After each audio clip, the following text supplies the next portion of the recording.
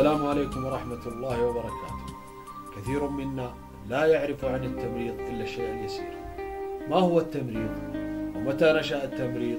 وكيف تدرج التمريض منذ ذلك الحين إلى وقتنا الحالي؟ هذا ما سنعرفه في الريبورتاج الآتي.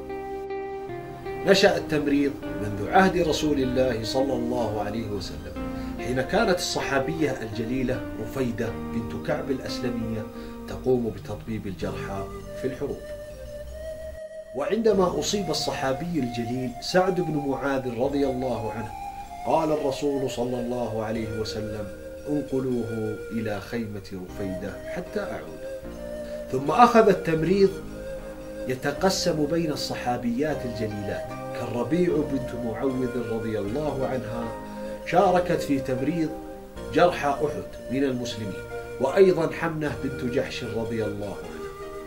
أخذ التمريض يتدرج علميا وعمليا حتى مطلع القرن الثامن عشر ميلادي، حين ازدهر الطب في دول أوروبا وخاصة في بريطانيا.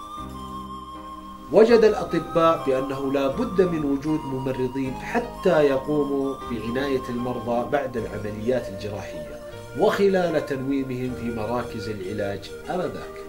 فقاموا باختيار ممرضات كن يعرفن بالراهبات، والسبب في اختيارهم للراهبات آنذاك هو سمو أخلاقهم وقلوبهم الرحيم، حيث إن التمريض والممرضين يرتبطون ارتباطا كليا بالرحمة والمعاملة الحسنة، إذ أنه لا يوجد تمريض رجلا كان أو امرأة إلا وهو يحمل تلك الصفات، وإن لم يكن كذلك فالعمل التمريضي يغير من سلوكه تغييرا جذريا. فقامت الممرضة فلورنس نايتنجيل بعمل منهجية للتمريض، ووضعت له مهام وأهداف استقتها من خلال التجربة التمريضية، ووضعت أيضا له اسم ولبس خاص. ثم أخذ التمريض يتطور شيئا فشيئا حتى وقتنا الحالي، فأصبح ذو منهجية واضحة وتكامل شامل يتمثل في جميع أقسام المستشفى، ويقوم بأدوار رئيسية وهامة في المستشفيات ومراكز العلاج.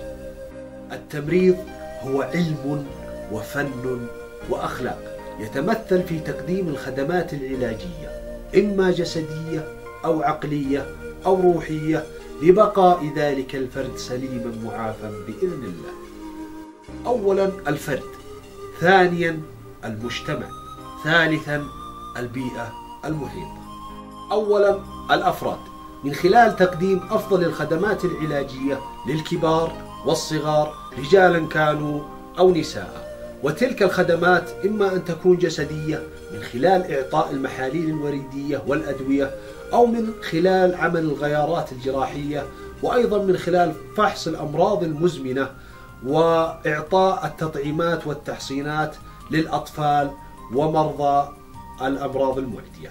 وإما أن تكون نفسية من خلال التعامل مع المرضى العقليين وكيفية التعامل معهم، أو تكون روحية من خلال تذكير الناس بالله سبحانه وتعالى وتطمين قلوبهم. ثانيا المجتمع، من خلال عمل أنشطة تثقيفية ودورات للناس وتوعيتهم من الأمراض وعن الأدوية والمحافظة على بقاء جسم الإنسان سليما معافى. ثالثا البيئة، من خلال منع انتشار الأوبئة وتطورها. وأدوارنا كممرضين: أولا التعامل مع الحالات الحرجة وتقديم الإسعافات الأولية، فرز الحالات وتوزيعها على نوعيات الرعاية التي تلتزم للحالة، توصيل الحالة إلى المخرج النهائي بعد تقديم الخدمات الصحية والعلاجية، بين أسرة الحمراء وضجيج الأجهزة وأنين المتوجعين، إما رحيل أبدي وإما ميلاد حياة. نقف نحن الممرضين كجسد واحد لإنعاش تلك الأرواح وتلك الأنفس، وكأننا نتعامل مع أرواحنا وأجسادنا. خلال مزاولتي لمهنة التمريض رأيت في الممرضين الأبوين الرحومين والابنان الباران والصديق الصدوق. رأيت يدا تمسح رأسا وتكبكب دمعا وتضم صدرا. رأيت سماحة وعفوا وصدقا وإخلاصا وإبداعا متكاملا.